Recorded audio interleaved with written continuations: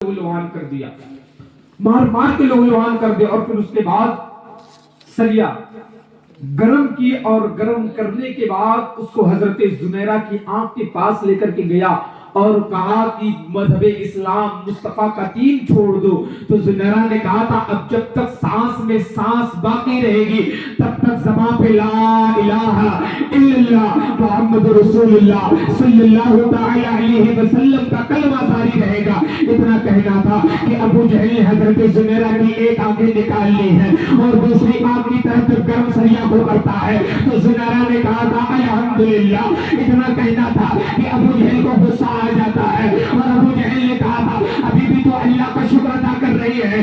اللہ اکبر. حضرت زنیرہ نے کہا تھا اس لیے نہیں کہ ابھی اللہ اکبر ایک آنکھ تو اپنے مصطفیٰ کے نام قربان کر چکی ہو.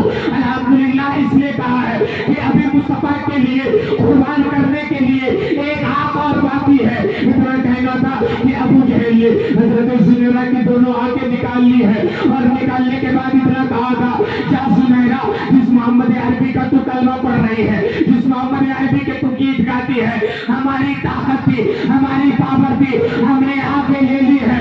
اب جس محمد عربی کا تو نے کلمہ پڑھا ہے اگر ان کو طاقت ہے تو تجھے آنکھیں واپس دے کر کے دکھائے. اتنا کہہ کر کے زنیرہ کو ایک چوراہے پر چھوڑا گیا ہے. اللہ اکبر. ساری رات حضرت زنیرہ ہے اس چوراہے پر بھٹکتی رہی ہے، رات بھر روتی رہی ہے. اچانک یہ خوشبو کا جھونکا آپ کے پاس ہو کر کے گزرتا ہے. وہ خوشبو بتا رہی تھی کہ یہ محمد آ رہے ہیں. وہ خوشبو بتا رہی تھی آقا آ رہے ہیں، آمینہ کا لال آ رہا ہے.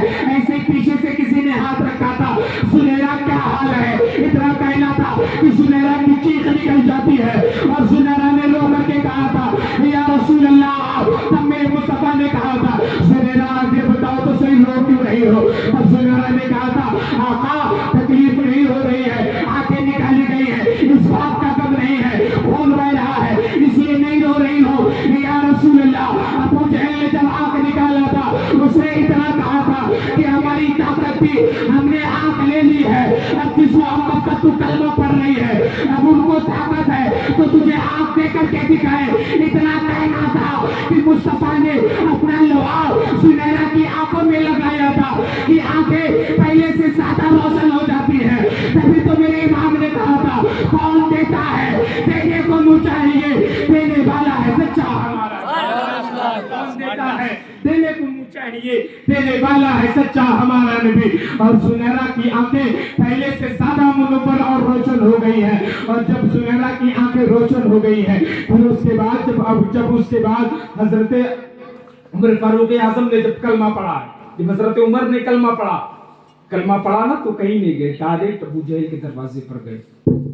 کون؟ دروازہ کھلا، کہا میں آیا ہوں. کیا کام ہے؟ ابو جہل نے کہا کیا کام ہے؟ تو حضرت عمر نے کہا تھا میں نے کلمہ پڑھ لیا ہے. جب اتنا کہنا تھا نا ابو جہل گھبرا تو گیا لیکن کچھ کہہ نہیں سکا.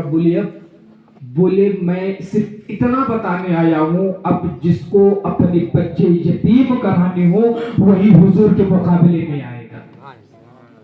اب جس کو اپنی بیویاں بیوہ کرانی ہو وہی میرے مصطفیٰ کے مقابلے میں آئے گا. اللہ اکبر. حضرت عمر ہے اتنا کہہ کر کے نکلے ہیں اور پورے مکے میں یہ اعلان کر رہے ہیں اب جس کو نبی کا مقابلہ کرنا ہو، جس کو اپنے بچے یتیم کرانے ہو، جس کو اپنے گھر میں ماتم منانا ہو، جس کو اپنے گھر سے جنازے اٹھانے ہو اب وہی نبی کے مقابلے میں آئے گا. اتنا کہتے ہوئے جا رہے ہیں. عمر کا بوتے پر دیکھ کر کے مکہ کے تمام لوگ اپنے گھروں کے دروازوں کو بند کر رہے ہیں کہ آج عمر کا پیپر بدلا سا لگ رہا ہے. عمر یہ کہتے جا رہے ہیں اب جس کو اپنی بچے یتیم کرانے ہو، جس کو اپنی بیویاں بیوہ کرانے ہو وہی مصطفیٰ کے مقابلے میں آئے گا، وہی مصطفیٰ کے دین میں ٹانگ لڑائے گا. اتنا کہتے ہوئے جا رہے ہیں. حضرت زنیرہ ہے وہ حضرت عمر کی آواز کو سنتے ہیں اور آواز دے کر کے کہا تھا عمر ذرا ادھر تو آؤ. ادھر جب آیا ہے تو کہا تھا عمر بتاؤ تو صحیح کیا تم وہی عمر ہو جب میں نے کلمہ پڑھا تھا ابو جہل مجھ کو مار رہا تھا تو آ گیا تھا، تو نے بھی مجھے مارا تھا، تو مار کر کے تھک گیا تھا. جب تجھے پانی دیا گیا تھا میں نے تجھ سے کہا تھا عمر کیا اوپر تھک گیا ہے، تو نے پانی کا گلاس دے کر کے اس گھوڑے کو میرے گلے میں ڈال کر کے پھانسی کا پھندا بنایا تھا اور مجھے مار मार करके लहूलुहान कर दिया था। उमर आखिर बता तो सही, कल तक तो अबू जहल का कसीदा पढ़ रहा था, कल तक तो अबू जहल का गीत गा रहा था। उमर आज तेवर पतले पतले से लग रहे हैं, आज मिजाज पतला पतला सा लग रहा है। उमर आखिर बता तो सही, बात क्या है? कब उमर ने रो करके कहा था, जुनैरा क्या बताऊं, कल तक मोहम्मद को देखा नहीं था, आज जब मुस्तफा को देख करके आ रहा हूँ तो ये कह रहा हूँ, जुल्फ देखी है ना घटा देखी है, लुट गया वो जिसने मोहम्मद की अदा देखी। जुल्फ देखी है ना घटा देखी है, लुट गया वो जिसने मोहम्मद की अदा देखी है। यार कम से कम आप लोग अगर कुछ बोलते रहेंगे तो मैं भी आपको कुछ सुनाता रहूंगा। बहरहाल अभी वक्त इतना नहीं हुआ है, सारा बेदारी का सबूत दे, दोनों हाथों को उठाकर कहें या रसूल अल्लाह, या रसूल अल्लाह।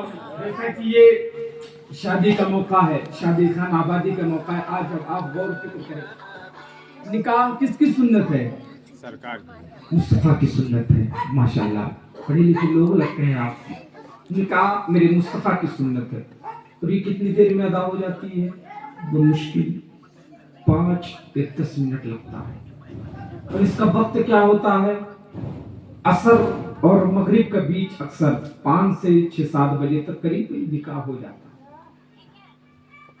लेकिन अगर इसमें भी जो इमाम होता है अगर वो लेट कर दे, निकाह पढ़ाने में थोड़ा देरी कर दे, देरी से पहुंचे, तो बारात में जो सर्वे सरबा बन के लोग आते हैं वो इमाम पर बरसना शुरू कर देते हैं।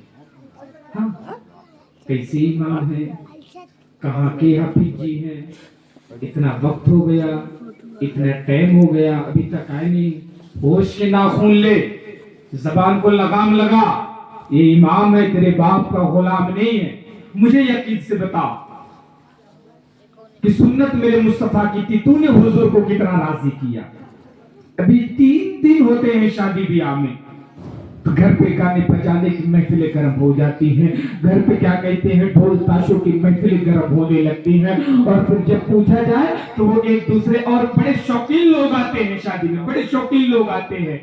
और जब उनसे पूछा जाए भाई आखिर बता तो सही तूने ऐसा क्यों किया, तो वो पर्दा उठाते हैं। जब बाप से पूछा जाए यार तू बता तूने ऐसा क्यों किया, तो कहते हैं हजरत जी मेरी बिल्कुल मर्जी नहीं थी, मैं तो इसके खिलाफ हूँ, लेकिन बच्चे ही नहीं माने। जब उनसे पूछा जाए यार तू बता तूने ऐसा क्यों किया, तू तो मुस्तफा का गुलाम है, वो भी कहता हजरत जी मेरी भी बिल्कुल मर्जी नहीं थी, मेरे 4 यार ने अपने खर्चे से करा दिया। तो यार मुझे बता तो सही तेरा यार तुझे कितना प्यारा है, तुझसे तो तुझे तेरे यार से कितना प्यार है कि तू सुन्नत मुस्तफा की अदा कर रहा है, तेरे घर में डांस पार्टियां हो रही है, तू सुन्नत मुस्तफा की अदा कर रहा है, तेरे घर में बेहयाई के गाने बज रहे हैं। अल्लाह अकबर।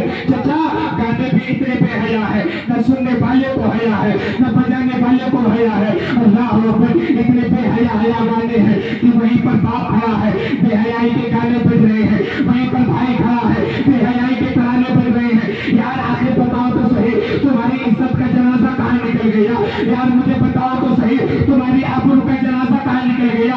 यार तुम तो हो भी, अगर कोई तुम्हारी बहन बेटी की तरफ आंख उठा करके देख लेता था तो तुम हाथ काटने कटाने तैयार हो जाते थे। अगर कोई तुम्हारी बेटी की तरफ या तुम्हारी बहन की तरफ आंख उठा करके देख लेता था तो तुम आंख निकालने तैयार हो जाते थे। यार आखिर तुम्हारी इज्जत तो आबरू का जनाजा कहाँ निकल गया।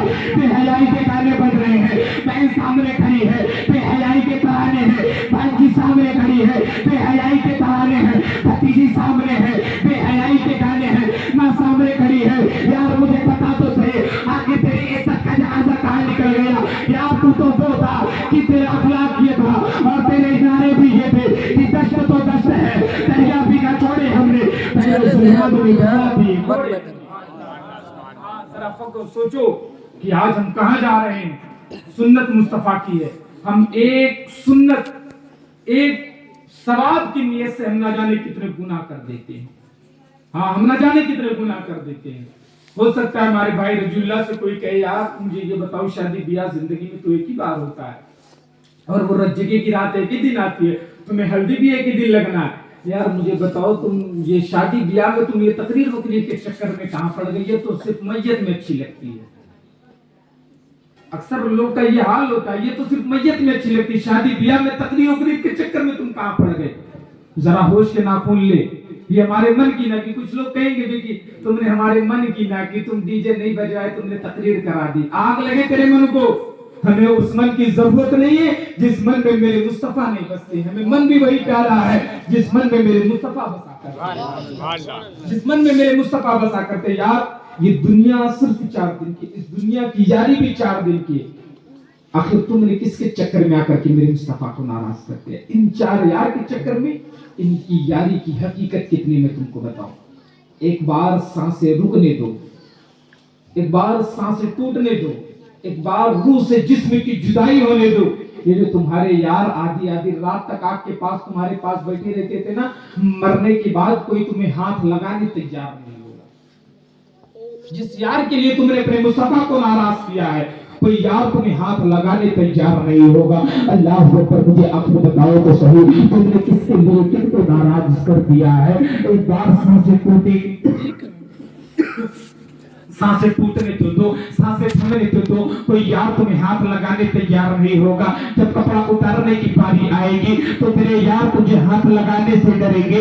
اللہ اکبر. میں نے یہاں تک دیکھا ہے کہ تمہارے یار نہلانے کے بعد تمہارے کپڑے کو نالی میں ایسے 2 انگلی سے پکڑ کر کے نالی میں ڈال رہے ہیں, کوئی لکڑی کے سہارے پکڑ کر کے نالی میں ڈال رہا ہے. یار آگے بتاؤ تو صحیح, تم نے کن کے لیے کن کو ناراض کر دیا ہے؟ کوئی یار تمہیں چھونے تیار نہیں ہوگا, کوئی یار تمہارے پاس آنے تیار نہیں ہوگا. اور خدا کی قسم جب تمہیں قبر میں اتارنے کی باری آئے گی, آواز دیا جاتا ہے کہاں ہے چچا, کہاں ہے تاؤ. اللہ اکبر. وہ یار وہاں پر موجود ہوگی لیکن کوئی یار تمہیں قبر میں اتارنے تیار نہیں ہوگا. اللہ اکبر. آگے مجھے بتا تو صحیح, تم نے کن کے لیے اور کن کو ناراض کر دیا ہے؟ اللہ اکبر. مجھے معلوم ہے میری باتیں کڑوی ہیں, بات بری لگ رہی ہے نا, بات بری لگنی چاہیے, بات کڑوی لگنی چاہیے, کیونکہ دوا جتنی زیادہ کڑوی ہوتی ہے اثر اتنا زیادہ کیا کرتا ہے. میری تقریر دبے یار کو بے چین کرتی ہے. سبب کیا ہے؟ کوئی کہتا ہوں جو دل پر گزرتی ہے. مجھے یہ فرق نہیں پڑتا ہے کہ آپ کیا سوچ رہے ہوگے, کیسا مولوی لا کر کے رسول اللہ نے بیٹھا دیا ہے. خدا کی قسم میں صرف بریانی کھانے کا حسینی نہیں ہوں, میں صرف نعرے لگانے کا حسینی نہیں ہوں, میں صرف ماتم کرنے کا حسینی نہیں ہوں, میں امت کا درد رکھنے والا حسینی ہوں. کیونکہ کل جب مجھ سے قیامت کے دن پوچھا جائے گا, حضرت جی صرف تم جھپا امامہ پہن کر کے اس گاؤں سے اس گاؤں تقریر کیا کرتے تھے, کیا تم نے لوگوں کو مصطفیٰ کے دین کے بارے میں نہیں بتایا تھا؟ اگر میں بتایا رہوں گا, آج کی تاریخ مصطفیٰ, آج کی تاریخ اللہ کے بارگاہ میں کھلواؤں گا اور سینہ تان کر کہوں گا آقا میں نے تو ان سے کہا تھا لیکن انہوں نے عمل نہیں کیا ہے. پھر وہ آپ جانو, آپ کا اعمال جانے. میں عرض یہ کر رہا تھا, کوئی یار تمہیں قبر میں اتارنے تیار نہیں ہوگا. جب تمہیں قبر میں اتارنے کے بعد جب پرگا لگانے کا وقت آئے گا, جب پرگا لگانے کا ٹائم آئے گا, اللہ اکبر, وہی یار کھڑے ہوگے, وہ یار کہیں گے وہاں پر پرگا صحیح سے لگاؤ, وہاں سے سوراخ جاؤ, وہاں سے ہوا جا سکتی ہے, وہاں پر سوراخ باقی ہے, وہاں سے اجالا جا سکتا ہے. یار وہ یار جو تجھ سے کہا کرتے تھے دوست فکر نہ کر, اگر کوئی تجھے ہاتھ لگا دے گا تو ہم اس کا ہاتھ قلم کر دیں گے. وہی یار وہاں پر کھڑا ہوتا ہے اور وہ تیرے قبر کا ایک ایک نشان ڈھونڈ ڈھونڈ کر کے بند کر رہا ہے. اور نوجوانوں آخر بتاؤ تو صحیح, تم نے کن کے لیے کن کو ناراض کر دیا ہے؟ یار میں یہ نہیں کہتا کہ دوستی نہ نبھاؤ, میں یہ نہیں کہتا کہ دوستی نہ کرو, لیکن دوستی ایسے کرو کہ تم بھی مصطفیٰ والے ہو اور تمہارا دوست بھی مصطفیٰ والا ہو. خدا کی قسم جبکہ میرے مصطفیٰ نے کہا تھا تم کو دفنانے کے بعد کوئی یار تمہارے قبر پہ 5 منٹ رکنے تیار نہیں ہوگا. جو یار تمہارے ساتھ 10 بجے رات تک بیٹھا کرتے تھے, کوئی یار تمہارے قبر پہ 5 منٹ رکنے تیار نہیں ہوگا. کوئی کہے گا مجھے مہمانوں کو جا کر کے دیکھنا ہے, بریانی ٹھنڈی ہو رہی ہوگی, میسج آ رہا ہوگا, فون آ رہا ہوگا, کوئی یار تمہارے قبر پہ رکنے تیار نہیں ہوگا. جبکہ میرے مصطفیٰ نے کہا تھا کہ اپنوں کی قبر پہ اتنی دیر ٹہل جایا کرو جتنی دیر میں ایک اونٹ سک کیا جائے, اور اس کا گوشت بنا کر کے تقسیم کرنے میں جتنا وقت لگا کرتا ہے اتنی دیر تک اپنوں کے قبر پہ بیٹھا کرو. یار کوئی تمہارے قبر پہ 5 منٹ رکنے تیار نہیں ہوگا. سب تم توبہ کر کے بھاگ لیں گے. جب تمہارے اپنے تم کو چھوڑے جائیں گے, تمہارے یار لوٹ جائیں گے, بھائی گھر چلا جائے گا, باپ تمہارا واپس ہو جائے گا. جب تمہارے قبر میں اس اندھیری کوٹری میں جب تمہاری آنکھ کھلے گی, تمہارے چر سے جب کر لحاظ بڑھایا جائے گا, تم آواز دو گے کہاں ہے چچا, کہاں ہے تاؤ, کہاں ہے میرا یار. تم چیختے رہ جاؤ گے, تم چلاتے رہ جاؤ گے. کوئی یار قبر میں تاجدار آئے نہ آئے لیکن مدینے کا تاجدار تمہارے قبر میں پہلے سے میرے مصطفیٰ کو راضی کر لو، میرے مصطفیٰ کو راضی کرو اور قوم پر تھوڑا رحم کرو، قوم پر تھوڑا رحم کرو۔ آج تمہارا معاملہ کیا یار، یہ قوم ایسی ہو گئی ہے، اگر اس